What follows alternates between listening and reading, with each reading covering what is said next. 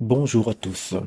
Le plan astral ou les régions astrales sont constituées principalement d'émotions, c'est-à-dire d'âmes, et de mémoires piratées par les entités. L'âme est mémoire.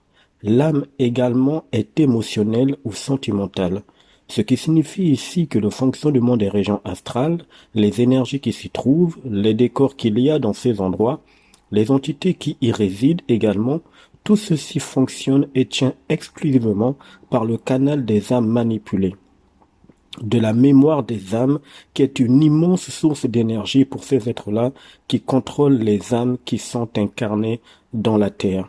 Ces entités sont toutes anti-hommes. Leur chef, le démiurge, connu sur la terre comme étant Dieu, fonctionne bien évidemment avec l'énergie des âmes. Bien qu'il soit le seul parmi toutes les entités qui sont avec lui, qui possède un esprit. Son esprit n'a aucune lumière par contre. Pour cela, parmi les humains qui ont déjà fréquenté la bibliothèque akashique, ou encore connue comme étant les mémoires akashiques, c'est une bibliothèque astrale qui contient toutes les mémoires des âmes, que ces âmes soient des âmes désincarnées ou incarnées. Vous voyez que même cette bibliothèque invisible aux yeux des humains est faite d'âmes. Alors, si déjà les 7 régions astrales fonctionnent principalement d'âmes, ce n'est pas la planète Terre qui est vue par beaucoup d'humains comme de la matière qui ne va pas fonctionner sans les âmes. Elle aussi, je parle de la Terre, elle puise dans l'énergie des âmes incarnées pour se maintenir. Tout dans cette planète Terre, je dis bien tout, fonctionne par le principe des âmes, de leur mémoire, de leurs énergies spoliées. Ce que je dis n'est pas facile à absorber psychologiquement ou intellectuellement, mais cela devient réel si vous voyez le monde froidement, c'est-à-dire sans y mettre des émotions, des sentiments ou encore de la psychologie. Pour voir ce monde tel qu'il est, vous devez vous lever au-dessus des eaux, c'est-à-dire au-dessus des passages dimensionnels astrales, au-dessus de votre avatar planétaire, si vous préférez, au-dessus de votre corps physique, car il est constitué d'eau à 70%.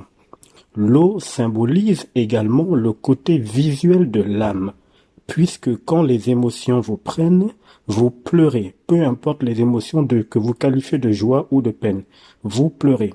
C'est-à-dire que des larmes sortent de vos yeux, donc de l'eau. C'est aussi pour ça que l'eau que vous voyez autour de vous est émotionnelle. L'eau est émotionnelle. L'eau de mer, l'eau de pluie, des rivières, etc., etc. L'eau est faite d'émotions. C'est également pour ça que la musique influence l'eau, parce que l'eau est faite d'émotions, donc elle est faite d'âme. Or, la musique ne peut toucher exclusivement que les âmes, car l'âme est le siège des émotions. Il est ici utile de bien réaliser psychiquement que toute cette planète fonctionne par les âmes. Revenons maintenant sur la fameuse entité qui se fait appeler Dieu.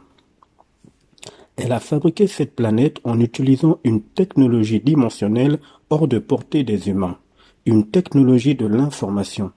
C'est-à-dire que cette Terre est faite de fractales, ce que vous appelez la nature, les arbres, la neige, les flocons de neige, la faune, tout, absolument tout n'est que fractal, n'est que fractal. Or, il s'avère que les fractales sont le support qui a donné le code binaire, c'est-à-dire l'informatique. Ce qui signifie ici que l'informatique est en fait de l'information rapide, car oui, tout n'est qu'information. Sauf que cette structure d'information, qui se nomme la Terre, là où l'humain est enfermé dans un corps carbone, cette structure d'information qui se nomme la Terre est si bien faite qu'il est difficile pour beaucoup de gens de voir le codage informatique dimensionnel derrière cet ensemble. L'humain est dans une réalité virtuelle densifiée, c'est-à-dire il est dans une réalité qu'il peut toucher. Et c'est là où l'illusion est très forte, car le toucher de la matière, ainsi que la vue et tous nos 5 sens, nous empêchent de voir cette réalité virtuelle, qui est pourtant sous nos yeux, car l'information doit passer. C'est une loi universelle, mais l'information est biaisée par les entités, contre les intérêts de l'humain et sur l'humain. Il faut donc savoir décoder par la puissance de l'esprit qui n'est pas dans le plan terrestre. Et c'est bien pour ça que l'esprit est capable de nous transférer des informations via un intermédiaire qui se nomme l'ajusteur de pensée. Ce programme informatique, cette réalité virtuelle, s'agence en fonction des émotions humaines. C'est un algorithme dimensionnel. Il s'adapte et réadapte en fonction des émotions, en fonction des âmes manipulées. Je prends un exemple. Si vous craignez de recevoir un courrier de la part d'un huissier, vous allez dégager des énergies de peur, de crainte. Ces énergies vont arriver jusqu'au circuit de cet algorithme. Cet algorithme va donc vous envoyer une énergie sous une forme différente. C'est-à-dire que vous allez finalement recevoir le courrier d'un huissier et vous allez dire « Je savais que j'allais recevoir un tel courrier ». Vous ne saurez même pas que c'est votre propre énergie qui a été détournée pour vous fabriquer cette réalité de l'huissier. Vous allez ensuite produire d'autres énergies après réception de ce courrier. Cela deviendra un cycle sans fin. Un individu lucide de cette situation et de ce réel va fonctionner non plus par les émotions ou les sentiments, mais par la puissance de son double, c'est-à-dire par la puissance de son esprit. Et comme l'esprit n'a aucune émotion ou sentiment, les entités ainsi que leur algorithme ne pourront plus puiser l'énergie émotionnelle d'un tel individu pour lui fabriquer des scénarios sombres. Un tel individu devient maître de sa programmation. Il est au contrôle. Il va donc observer les réalités virtuelles de cette planète sans en être affecté à l'intérieur de lui-même.